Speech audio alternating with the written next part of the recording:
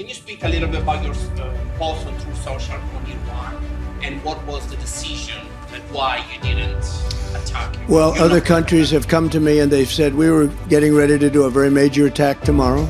I've put it off for a little while, hopefully maybe forever, but possibly for a little while, because we've had very big discussions with Iran, and we'll see what they amount to. I was asked by Saudi Arabia, Qatar, UAE, and some others if we could put it off for 2 or 3 days, a short period of time, because they think that they are getting very close to making a deal. And if we can do that where there's no nuclear weapon going into the hands of Iran, I think, and if they're satisfied, we will be probably satisfied also.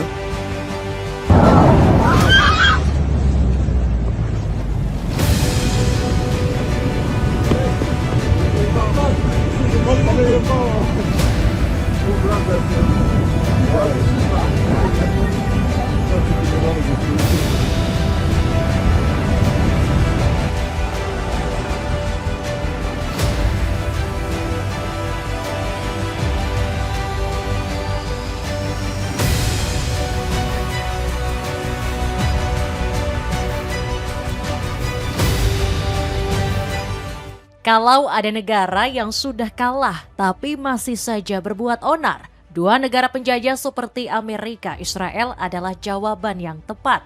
Eskalasi konflik dengan Iran telah mencapai titik nadir yang mengkhawatirkan. Donald Trump dan Benjamin Netanyahu telah sepakat untuk menyerang kembali Iran di pekan depan. Gak tanggung-tanggung, Trump mengancam akan menghancurkan seluruh kota Iran, termasuk Teheran hingga rata dengan tanah. Nampaknya kali ini Amerika Israel akan mengukir kembali kekalahan mereka. Sebab Republik Islam Iran tidak berjuang sendirian, melainkan mendapat bala bantuan dari para sekutu.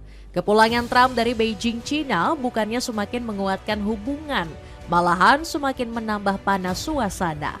China bahkan mengejek pesawat pengebom Amerika yang mudah terdeteksi. Gak cuma itu saja, Iran juga mengadakan sayembara bagi siapa saja yang berhasil melenyapkan Donald Trump. Hadiah sebesar 1 triliun rupiah akan diserahkan kepada para eksekutor yang telah berhasil.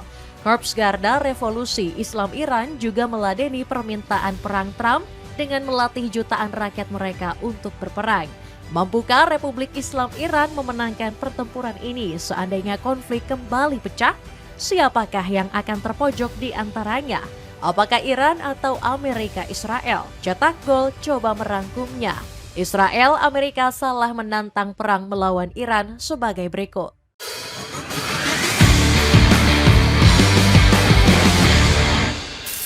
Konfrontasi pecah, Iran persiapkan serang Amerika Israel. Dunia kembali diselimuti kekhawatiran luar biasa dengan kabar dari Donald Trump. Cepat atau lambat Presiden Amerika Serikat ini akan kembali menyerang Iran dalam waktu dekat. Trump sudah memberikan kode tersebut lewat sosial media Truth Social. Dalam postingannya, dia mengunggah foto peta Iran dengan latar belakang bendera Amerika Serikat. Yang menarik dari unggahan ini adalah arah panah yang menunjuk ke negara Iran. Sebuah kode bahwasannya negeri para mullah akan mendapat gempuran dari segala sisi. Sembari mengunggah gambar tersebut, Trump juga memberikan ancaman nyata. Presiden Amerika Serikat ke-47 ini mengatakan tidak ada waktu yang tersisa lagi untuk berdamai dengan Iran. Bagi Iran, waktu terus berjalan dan mereka sebaiknya segera bergerak. Cepat atau tidak akan ada yang tersisa dari mereka. Waktu sangatlah penting, tegas Trump. Omongan Trump kali ini bisa sedikit kita percaya, bukan sekedar bualan belaka. Pria berambut pirang ini telah berkoordinasi dengan tim keamanan nasional utama AS di Gedung Putih. Menurut laporan Axios, Trump mengadakan pertemuan dengan sejumlah pejabat. Pertemuan tersebut membahas langkah militer terhadap Iran yang akan dilakukan pada pekan depan. Tak hanya berkoordinasi dengan pejabat Gedung Putih, Trump juga telah menghubungi Benjamin Netanyahu. Trump berujar jika Perdana Menteri Israel ini siap melanjutkan konfrontasi dengan Iran. Netanyahu sudah menyiapkan berbagai skenario menghancurkan Iran secara berkeping-keping. Untuk lebih jelasnya, mari kita dengarkan sejenak pernyataan terbaru dari Netanyahu. איננו פקוחה גם לגבי איראן. אני אשוחח היום, כפי שאני עושה מדי כמה ימים, עם ידידנו הנשיא טראמפ, ישמע בוודאי רשמים על נסיעתו מסין, ואולי גם על דברים אחרים. בוודאי שיש הרבה אפשרויות, אנחנו ערוכים לכל תרחיש. Lantas apa yang membuat Trump ingin melanjutkan konfrontasi dengan Iran? Usut punya usut, presiden kelahiran New York ini sudah frustasi hebat dengan perundingan yang gak berujung. Keinginan Trump untuk menangguhkan pengayaan uranium Iran belum membuahkan hasil. Pihak Teheran selalu menolak perintah Washington untuk menghentikan program nuklir mereka. Berbagai cara telah dilakukan Trump untuk menjatuhkan negara Iran. Tetapi Iran yang punya hubungan erat dengan bangsa Persia sedari dulu sudah cukup kuat dan tahan terhadap tekanan. Jika kalian berpikir Iran berdiam diri saja dan pasrah dengan keadaan, kamu salah besar. Republik Islam Iran jauh lebih siap untuk menghadapi perang melawan Amerika Serikat Israel. Garda Revolusi Islam Iran kali ini bahkan mendapat dukungan dari rakyat mereka. Jutaan rakyat dari berbagai kota siap angkat senjata, membela tanah kelahirannya yang ditindas.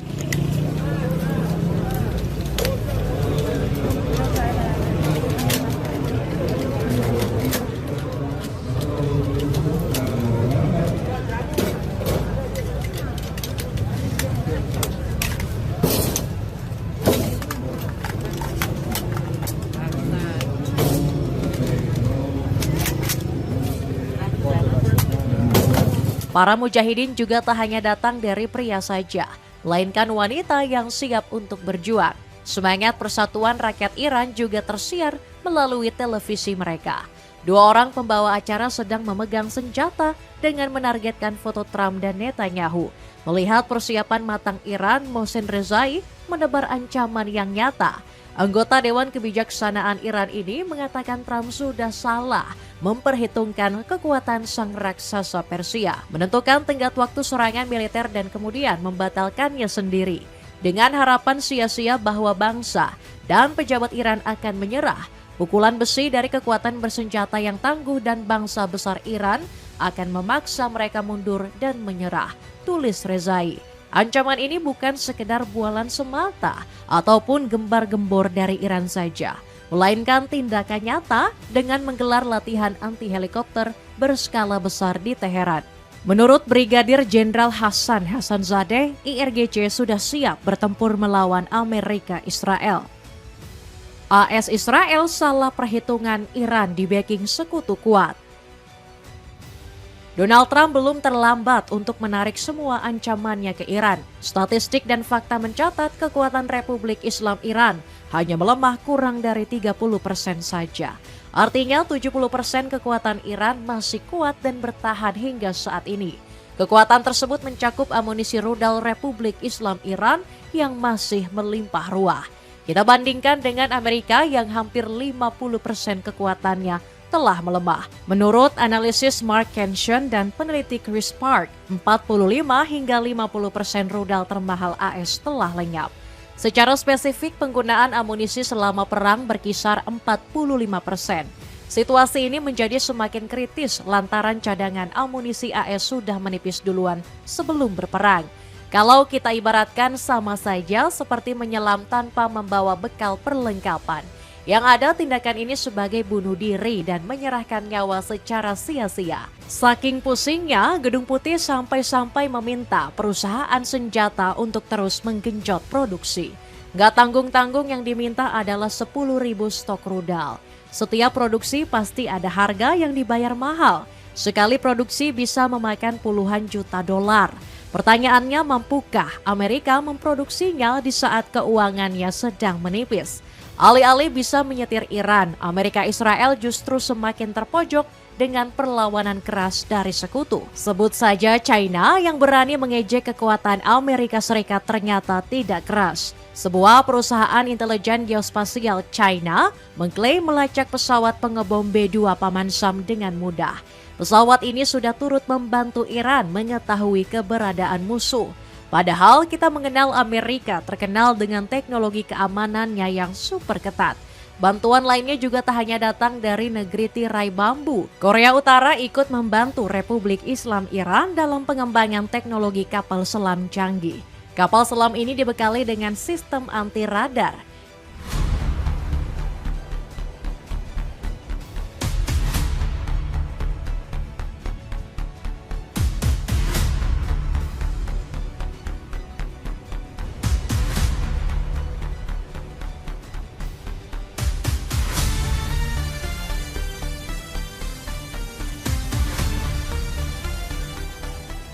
Kapal selam canggih hasil ramuan para ilmuwan jenius Iran ini dibuat untuk menghadapi perang asimetris. Sebagai informasi, perang asimetris merupakan konflik senjata antara dua pihak dengan kemampuan militer, strategi, dan sumber daya tidak seimbang.